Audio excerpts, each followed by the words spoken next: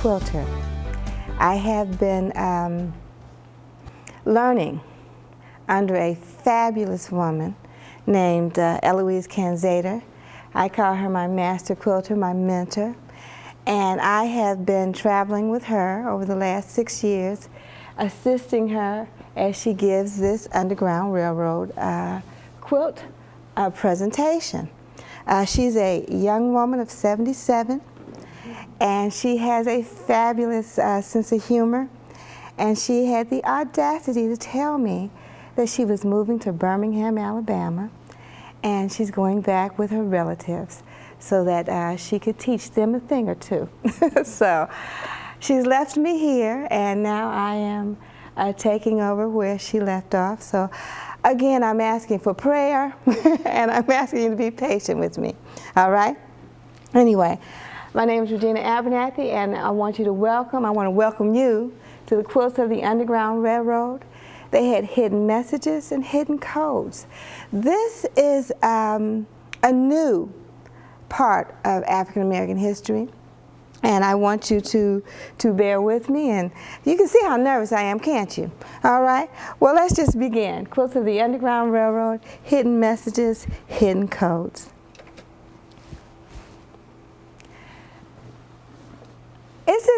It's very interesting how the Underground Railroad received its name.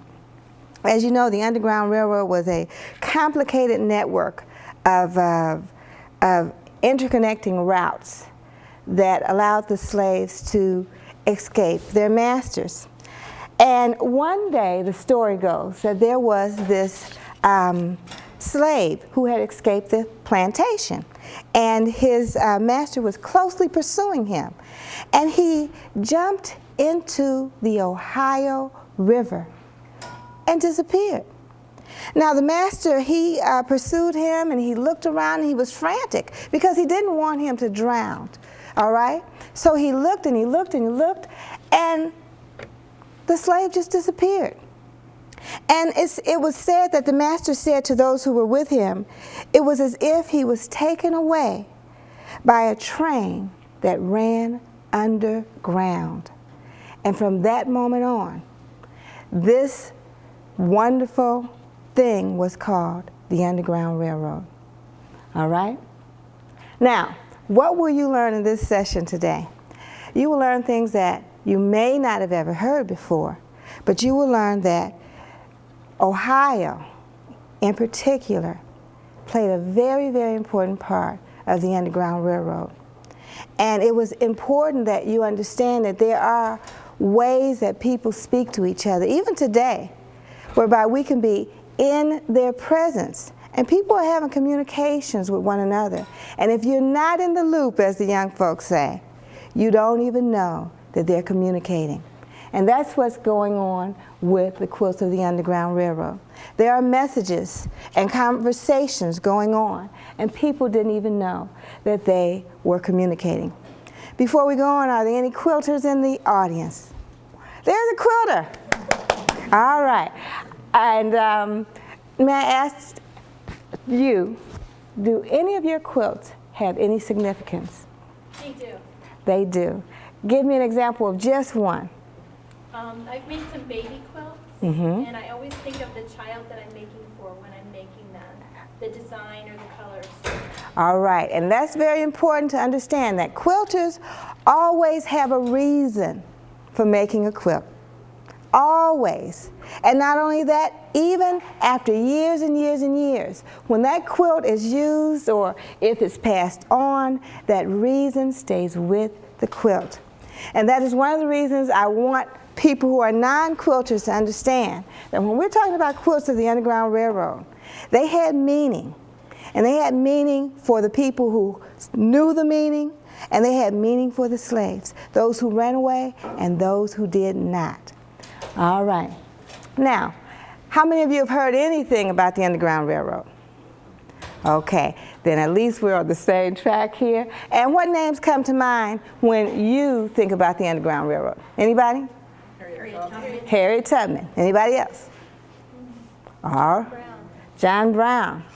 Okay. And the abolitionists have to come to mind, all right? There were the abolitionists. Let us continue. Now, what I'm going to show you is that there are 10 major quilt patterns that we're going to discuss. There were others, but these were the major ones, all right? We're only going to discuss 10. I am asking you to help me spend no more than 5 minutes per square, all right? Because, of course, people do have to go back to their jobs and whatever, but help me spend 5 minutes. Don't let me keep rambling. All right, thank you very much. Now, when we look at this, we have to remember that the big picture is we're talking about escaping from slavery. There was always a desire to escape. Now, many people will say, well, you know, if you had a good master, that was all right.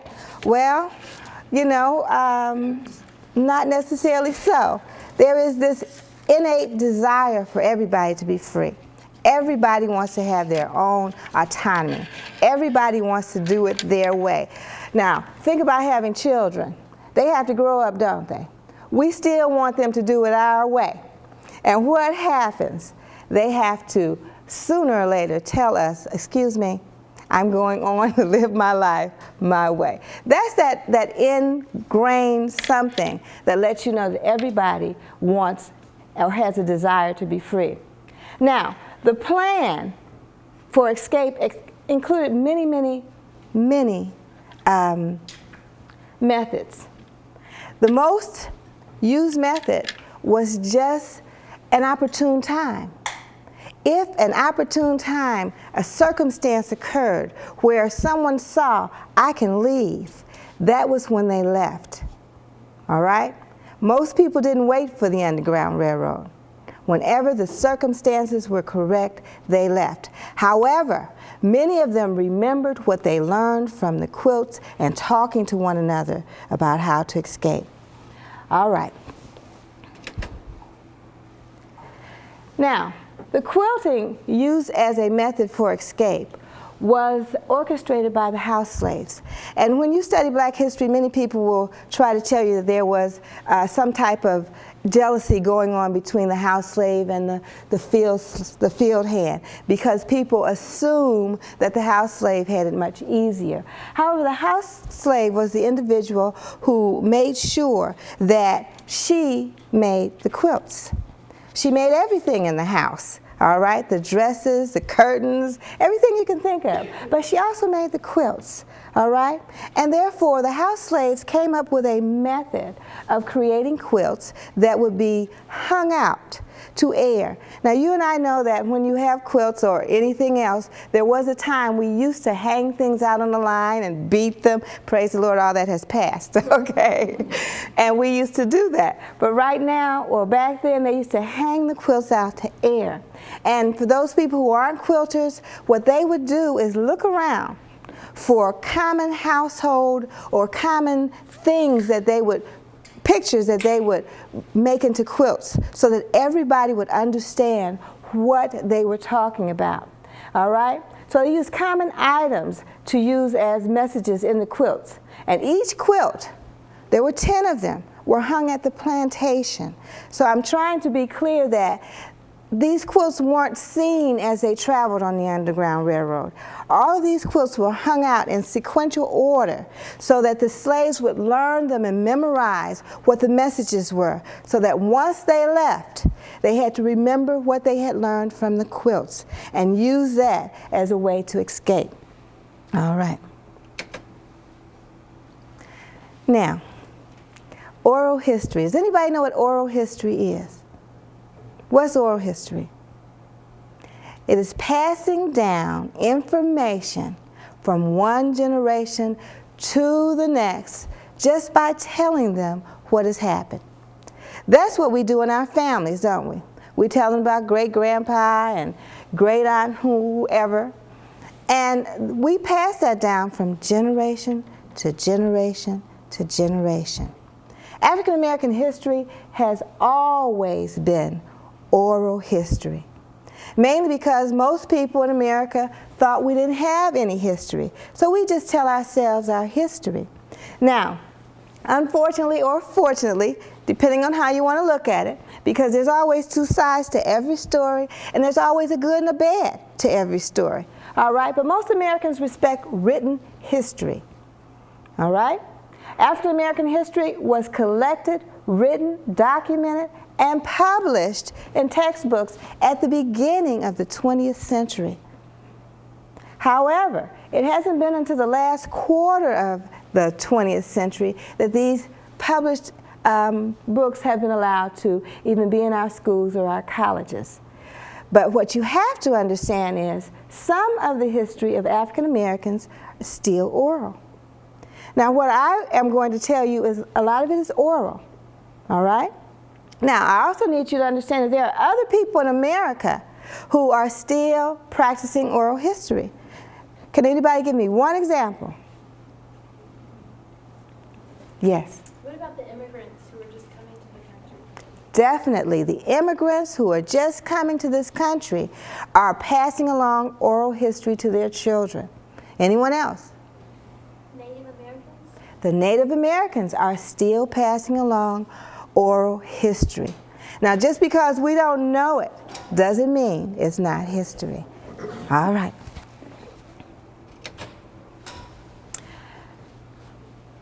This is a quilt square. Now, I'm only showing you a square, but what I want you to recognize is this would be an entire quilt made of all of these squares. And this is the picture of a monkey wrench. A monkey wrench was used to repair wagons or to make wagons. And so when the house slave hung this quilt out, it was telling all of the slaves to get ready. We are preparing to get ready. You have to decide who among you wants to go on the Underground Railroad. Now, one of the reasons they're telling them to get ready is because everybody can't go. Some people are ill. You can't run away if you're ill. Some people are old. You can't run away if you're old. Some people are afraid. You don't need to do this if you're going to be too afraid. Some people are too young. Some people don't want to leave their parents. But what you need to know is you have to decide, are you mentally prepared and physically prepared to travel? Because the Underground Railroad, someone is coming from the Underground Railroad to get you. So now is your time to sit and think, do you want to prepare to go on to this wonderful journey? Now, what you have to understand is everything is mental. Even when we want to go to college, it's a mental thing. You know, I had to tell one of my young folk, I cried all the way through grad school, okay? It has to be mental. You have to fight your way through. And this is what they're telling these slaves. Get ready to travel on the Underground Railroad. This is hanging out to be dried. Now, you have to also understand that it's hanging out. And so when the people went to the field, they began to sing. All right? Let us break bread together. Anybody know that song? Sing it with me. I can't do this alone because my brain just went out. Let us break bread together on our knees. Come on. Let us break bread together on our knees. All right. Now, what is happening is when they're singing, that's for those people who did not see the quilt. It's for those people who didn't see the quilt, so that they will know that the quilt is out and we're getting ready to leave. And you need to tell somebody else. And then, of course, when the house slave would go into town and they see someone else's slave from another plantation, they might start singing so that that other slave would know from another plantation to go back and sing. We're about to leave on the Underground Railroad. See who wants to go. So that's how the message was spread in plain view of everybody by the monkey wrench. Get ready. Get yourself ready mentally and physically. All right, come on. There we go. The next thing is they would put the second quilt out. And the second quilt is called the wagon wheel, which means we are going to leave probably by wagon. All right? Probably by wagon. Now, you have to understand that when the slaves were brought from Africa, they became artisans. They were blacksmiths, they were carpenters, they were bakers, they were coach builders, they were seamstress. They had jobs. The coach builder, however, or the person who would build the wagon, would have to make sure that he built a wagon whereby where the individuals would sit, there would be a hidden compartment under the seat. And the hidden compartment was where they would hide some of the slaves. And so when they would hide these slaves under the hidden compartment, then they would take whatever they were going to transport, logs or bags of hay or whatever. You know, I don't know what I'm talking about when I say bags of hay. Anyway, when they would put these up against the compartment that was hiding the slave. So even the master was sitting above his slave. All right? And that was one of the ways that they would transport slaves away from the plantation.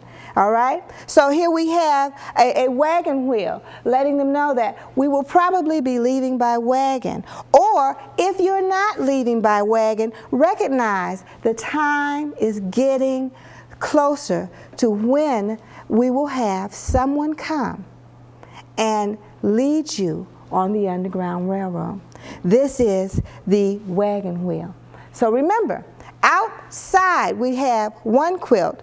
It is the monkey wrench, and it has hung for a while because we're not talking about one day after the next day. You've got to give time for people to get the message from one plantation to the next, all right? So weeks would go by, and then she'd hang out the wagon wheel. All right? And also, another song would be sung. And see if I can, my brain will get there. All right? It's not got there right now because I am so nervous. But anyway, the wagon wheel is out there. And so they have to know that this means traveling is about to take place. Who has made up their mind? Traveling is about to take place. Who has made up their mind? Now that's hung out for a few weeks also, all right? And now we have to tell you, once you're out there, what are you going to do? Remember, you're leaving with nothing. You have the clothes on your back and maybe a few pieces of fruit. And you are about to be out there. Some of you will be out there with 2 and 3 and 4 people, but sometimes only one person is going to leave. You're going to be out there alone. What are you going to do? You must follow the bear's tracks. So this is a pattern of the bear's claw. And they say, why the bear? Because the bear knows where the food is. All right?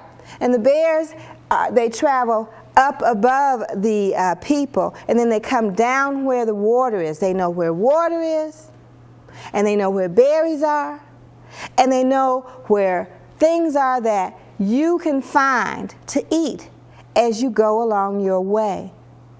So follow the tracks of the bear.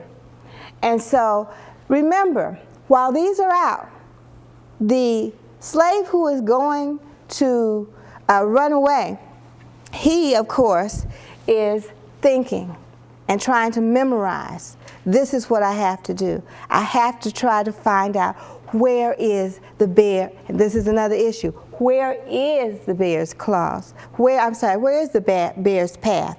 And one of the things that they were doing is following the trails of the Indians. And see, the American Indians were very helpful to the African American slaves. So they would also let them follow their trails. So again, they're following the bear's trail because the bear's trail leads to food and the bear's trail leads to water. All right?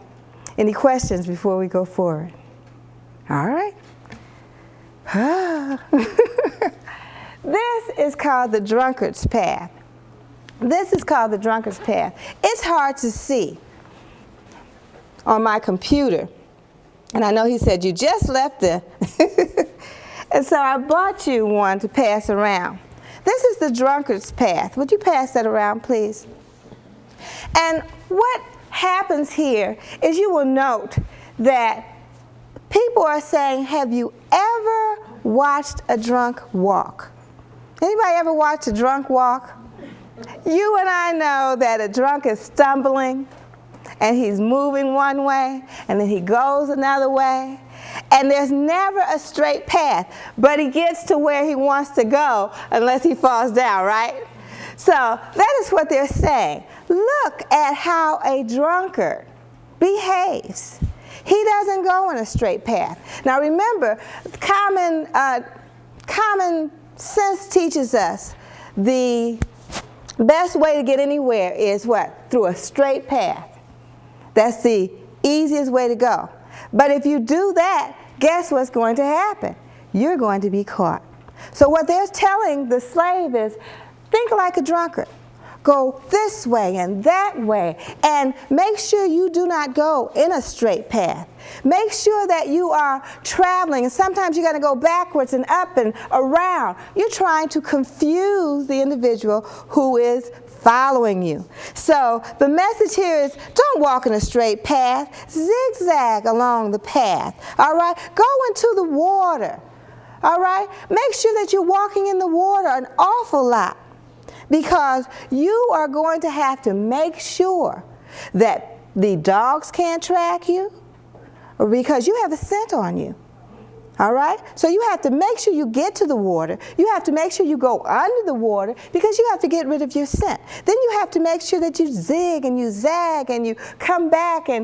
But whatever you do, do not follow a straight path. So this quilt is hung out for weeks also. Now I need you to hear my point of the weeks, because we are giving people time.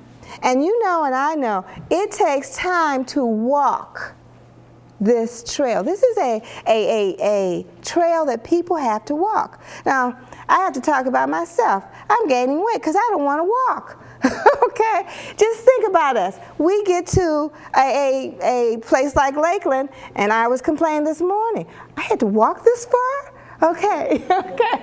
These individuals are walking.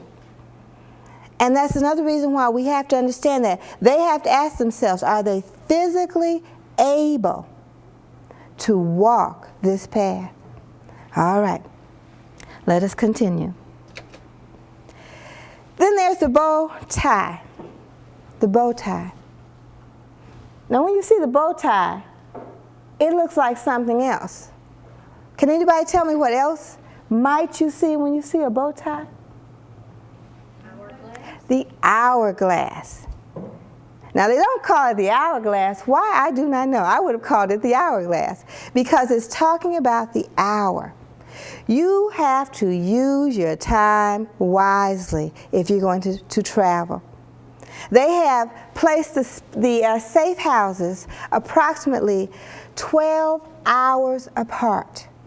Approximately 12 hours apart, because that is about how much time is going to take an average healthy man, I didn't say an average healthy woman, an average healthy man to walk from one place to the other without being totally tired, without being totally dehydrated, or without needing some help. So safe houses are placed 12 hours apart.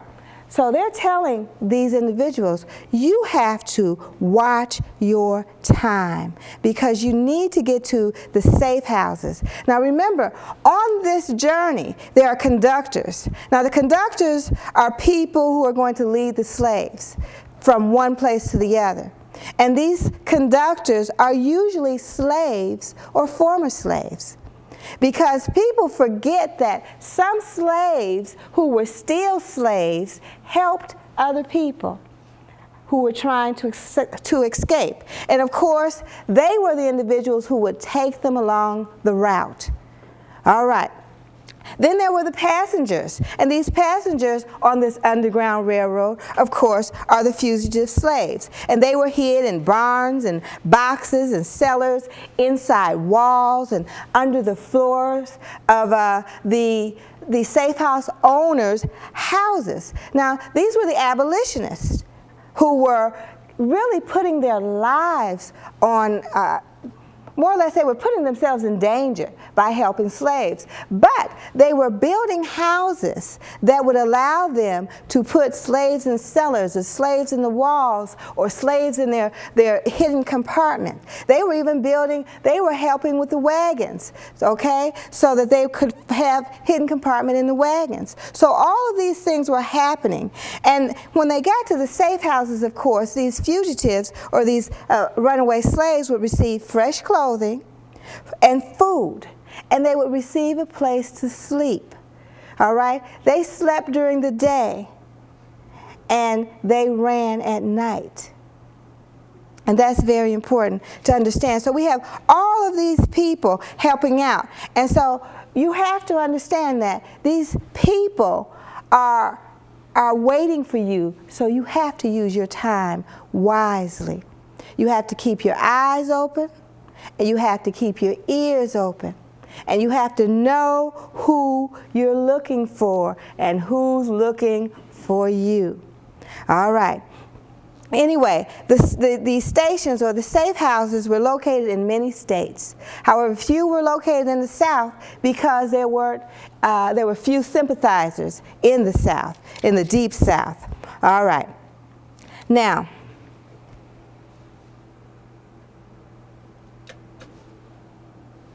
my computer's not acting right. Now remember that the slaves are sleeping during the day at a safe house, and they are walking at night. And so the quilter makes a quilt of the North Star. And they remind them that you must follow the North Star. You're going to be afraid, and you're going to find yourself out here alone. But look up and find the North Star and follow that North Star. Now, they had a song called Follow the Drinking Gourd, and they would sing that on the plantation. The drinking gourd is another way of saying follow the North Star. So here we have these individuals walking around the plantation, singing these songs, making sure that they're singing and telling other individuals at other plantations that next you need to follow the North Star. Now remember, this individual who's making these quilts, she's asking permission to hang these quilts out. She has to go and ask her mistress, okay, it's time to make sure I hang some more quilt sizes. Okay, I hang this one out. And of course her mistress is saying, sure, go ahead. And so again, we have a conversation going on between people, and they don't know what the conversation is. But again, here we have, make sure you follow the North Star. And the people are told the North Star hangs over Canada, because there is a destination. And the destination is Canada. And why not Ohio? Because we know that as you cross the Ohio River, you've entered Cincinnati, you've entered the Northwest Territory, you've entered free territory. However, the Fugitive Slave Act was passed, and therefore, even though you had gotten across to the state of Ohio, if a slave master wanted to catch you and or pay someone else to catch you, a bounty hunter, and bring you back to the slave state, that was legal. So you weren't really safe in Ohio. So therefore, they began to tell the slaves that the North Star hangs over Canada. If you do not want to always be looking over your shoulder, get to Canada. All right. Now,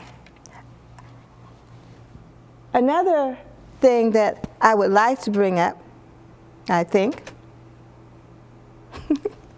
is the log cabin. The log cabin. The log cabin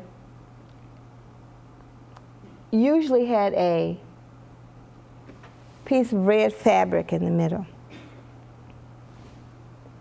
And the piece of red fabric was an indication that you're going to look for a safe house. You're going to look for a safe house. And they use this quilt pattern of the log cabin because most of the time slaves were living in log houses. And that was to remind them that there was someone who's going to help you. And what we have to remember when we're talking about the Underground Railroad is we have a collection of people who are helping one another, who are helping the slaves. And so they're looking for a safe house. And what they're looking for is not necessarily a red door. They're looking for a light that's going to shine. And if there's a light shining in the middle of the morning or in the middle of the night, and it's coming from a house, that meant that was a safe house. Now, one of the greatest stories is the safe house that you can still see today across the river from Kentucky in Cincinnati, Ohio. There was a gentleman named Rankin, and he had a house that he built on the top of a hill. And if you go there today, you have to climb these steps to the top of this hill. And on this hill sits this house. And what he would do is he would put a lantern in the window, and it would burn all night long. Now, most people thought that you had to climb all those steps to get to that to get to that house, because it was so high. But what he had done is built a tunnel to his house, so that when they came across the river, they knew to go into this tunnel. How they knew, I cannot tell you. But they would get to his house, and he would have clothing for them and food for them. And there was a very, very well-run abolitionist movement in Cincinnati, Ohio. And they would teach or show the individuals how to get to the next safe house in Ohio, and how to get to the next safe house in Ohio. And they would more or less assist them on their route on the Underground Railroad. And here in Rankin's house, of course, they would receive food, and they would receive clothing, and they would receive instruction. All right? Now, therefore, again, they're looking for the log cabin, which is a safe house ran by abolitionists.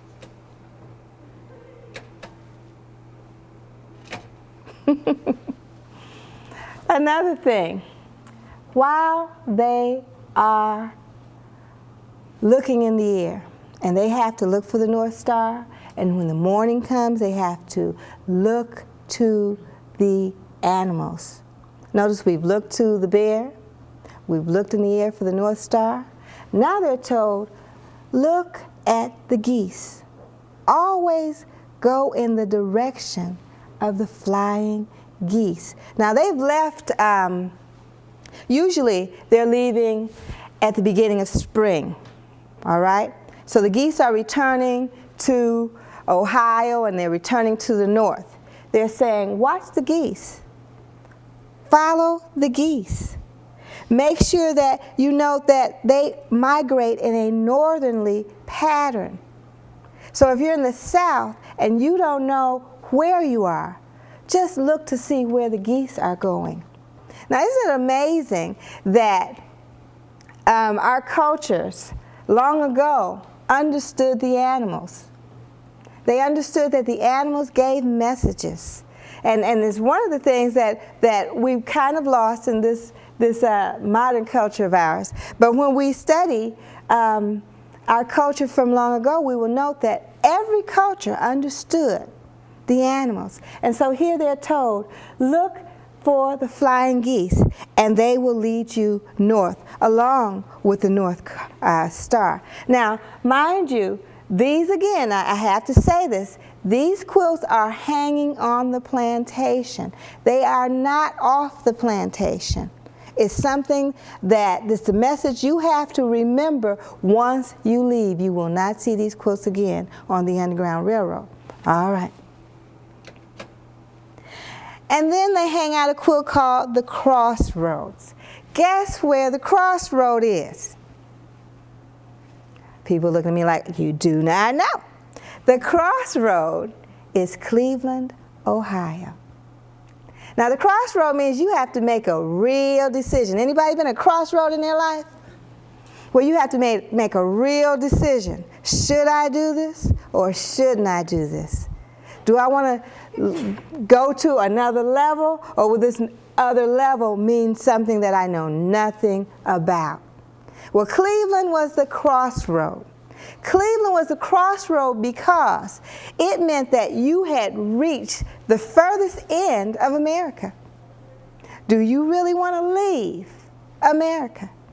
Can you just stay in Cleveland and dodge the bounty hunters? Or are you going to go across Lake Erie and go to Canada?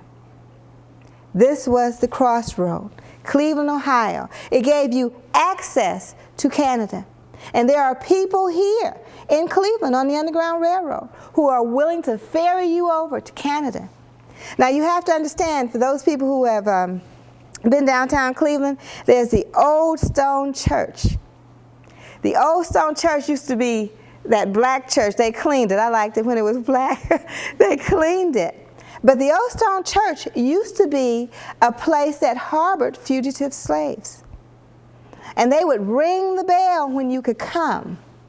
And then they would give you food. And they would feed you and allow you to rest up. And they would prepare you to find someone who would ferry you across to Canada if you wanted to go. Now, if you didn't want to go, they would find you someone in the Cleveland area, which would allow you to get on your feet and begin making a living in Cleveland. So here we have people at the crossroads of their lives. If you go to Canada, will you ever be able to come back and see your family? If you go to Canada, you just have to start a whole new life and maybe never look back.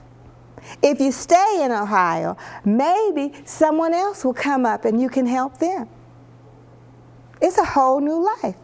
So this is the quilt which lets people understand you're going to look to get to Cleveland if you get that far, because remember, some people stayed in Cincinnati. All right? Some people went to Springfield, Ohio. Some people stopped in Columbus. So the idea is, how far do you want to go? Now you think about it. My children are going all over the world. One's in Portland. I'm saying, Portland? You know? Another one's in D.C. And I'm saying, D.C.? I'm trying to keep my daughter right here. Don't go, don't go. It's the crossroads. Everybody has to come to a crossroads. Even the slaves had to make decisions, because once you make this decision, you may never be able to come back. Because at this time in history, and I'll say at this time in history, because again, history is still in the making and we don't know it all. We don't know of African Americans who came back from Canada. So here we have people in Cleveland, Ohio, and it's important to know Cleveland played a very, very important role in the Underground Railroad. The abolitionists here and the former runaway slaves here played a very important role in the Underground Railroad.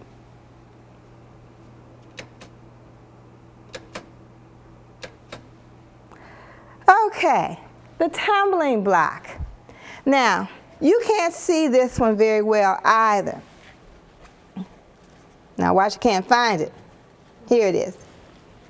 When you look at the tumbling block, you have to look at it carefully because there's a block at the top. There's a block at the top, all right?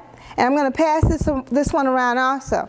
There's a block at the top, and it looks like baby blocks, but it's called the tumbling block because remember, you're still on the plantation, and more or less, this is the quilt that's going to be, this is a last quilt almost, that's going to be aired out. And it's a signal that it's time.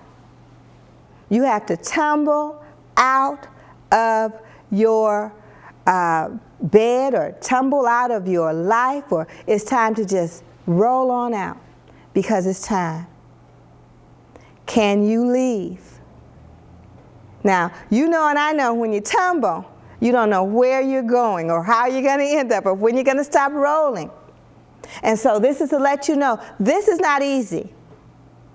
It's not going to be something that you can say, whew, wasn't that fun? Because you've tumbled before. And thank God you've gotten up, okay? But more or less tumbling is like falling down and rolling over.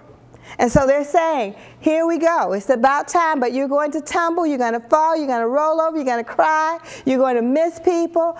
This is the time, but we're leaving. This is not an easy journey. The tumbling block. So this is put out for people as a signal that it's time to escape, and either Harriet Tubman is here or someone from the Underground Railroad is in the vicinity. Are you ready to tumble out of this into something new and different and hard? Now, think about that, because I want you to understand that all while these quilts are out, people are thinking. People are anxious. People are wondering. Slaves are saying, can I do this? The Underground Railroad is not something that was an easy thing for anybody. It wasn't easy for the abolitionists. It wasn't easy for the slaves who were helping along the way. And it wasn't easy for the runaway. So when you're looking at this, you have to understand that these were also called, this tumbling block is also called baby blocks. But this is the time. It's aired out to let them know it's time to escape. Harriet Tubman is here or someone else is here. You have to get ready.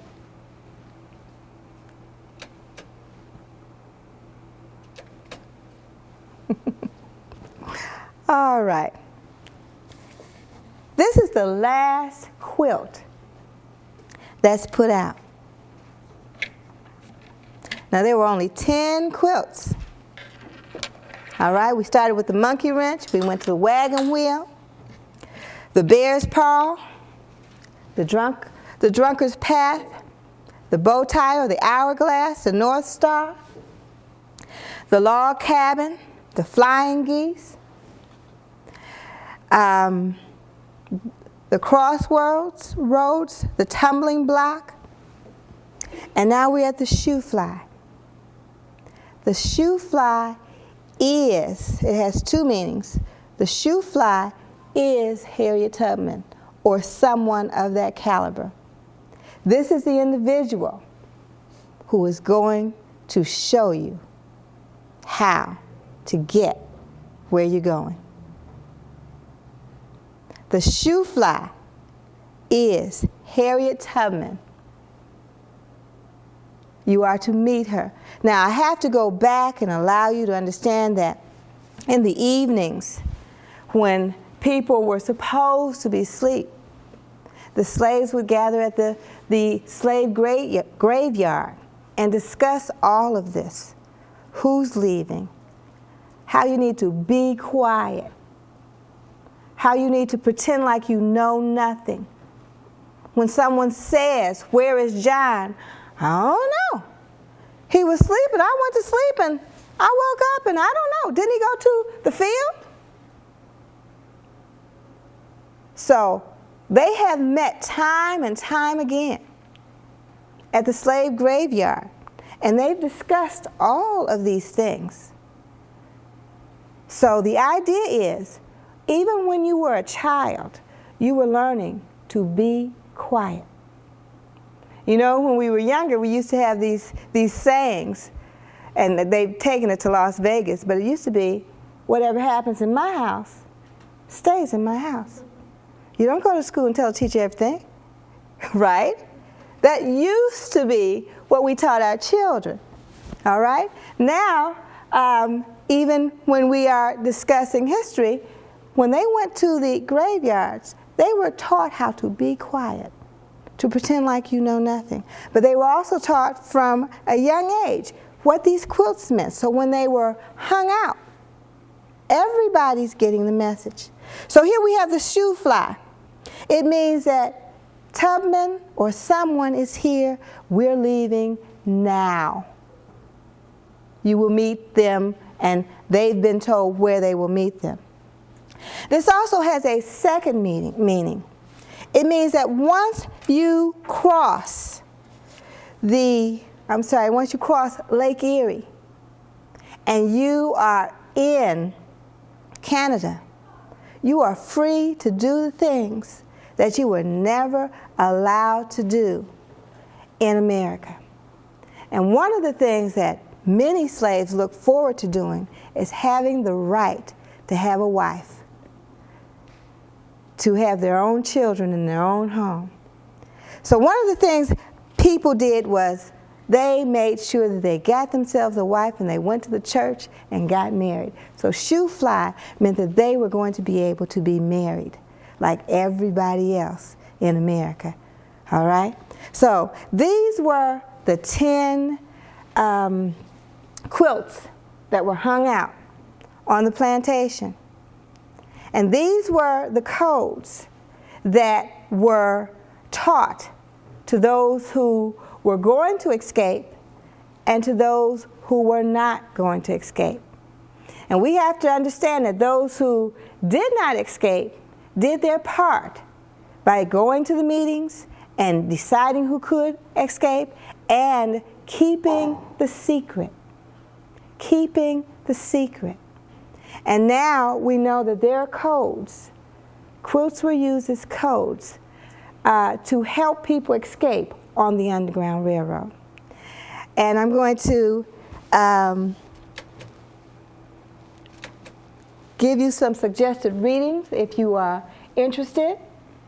Right now, the one that I really would like for you to read is Hidden in Plain View, A Secret Story of Quilts and the Underground Railroad by J. Tobin and R. Dobart. That is the one I truly recommend.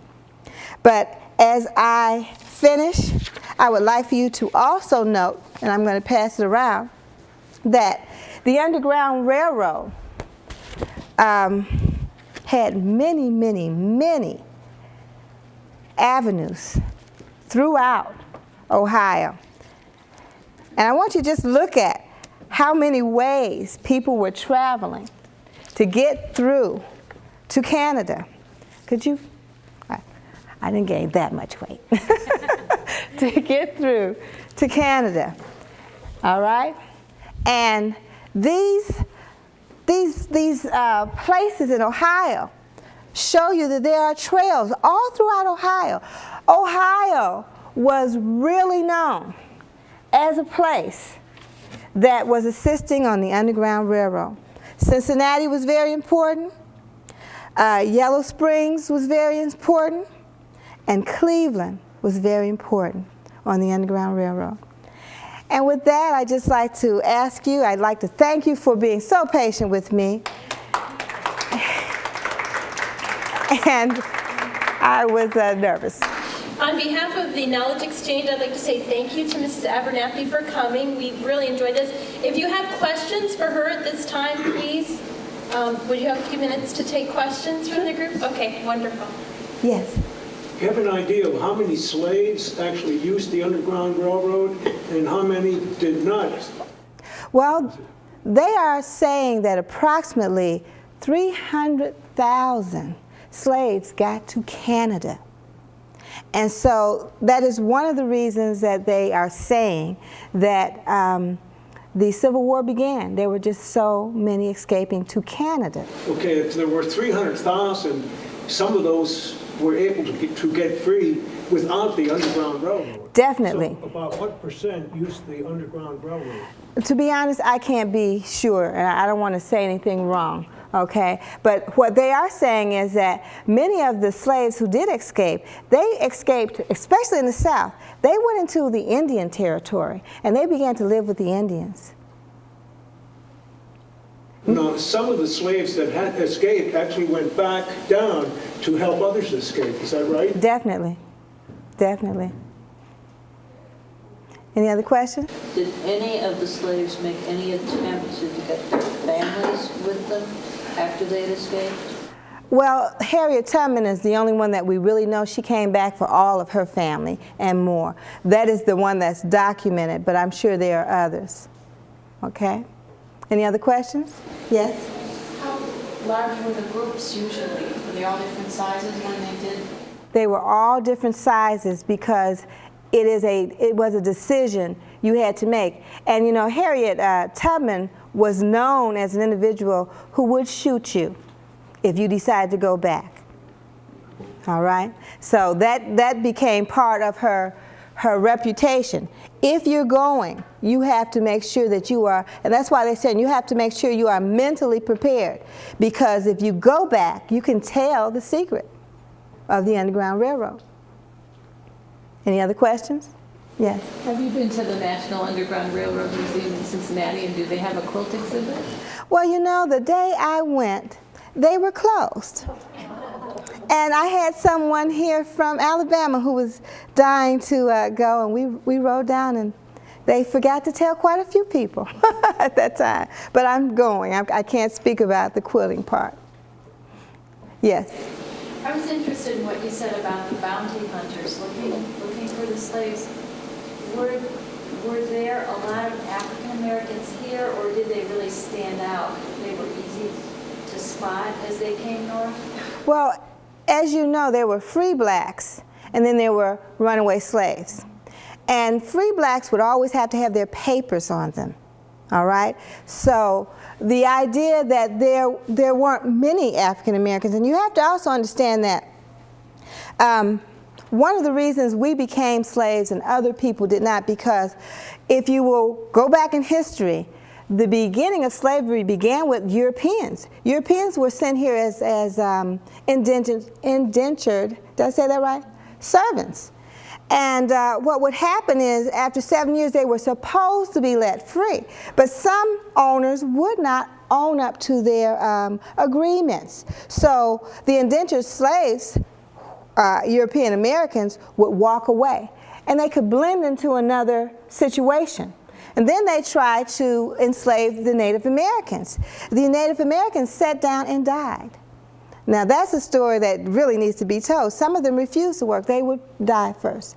So the last group were the African Americans, because when they ran away, if you were from Africa, you stood out. Where could you run? You couldn't blend in anywhere. So that is one of the reasons we became the slaves of America. It was hard to blend in. Any other questions? Yes? Were these quilts made locally? I can't hear you. Were these quilts made locally? These are my quilts. I'm working to learn. I had a mentor. She's has the audacity to be leaving me, going to Alabama. She's 77 years young. And these are my quilts, and they're made from African fabric. And what we're doing, or I'm doing more or less, is just quilts for my family, all right? And the first one in black and white is She Goes to the Market, and it's the fabric is from Ghana. And the second one is a collection of fabric from Ghana, and more or less is all different types of symbols. And I wanted to put the symbols from Africa on my daughter's quilt.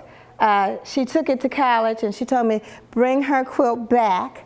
Okay, so this is my daughter's quilt, and she went to Howard University and liked the blue, so I got blue and purple and yellow and put it all in there. And I have a couple of other quilts behind the behind those two, but there was nowhere to hang them. But more or less, I'm a novice at quilt making, and hopefully I'll get better. Okay. Any other questions?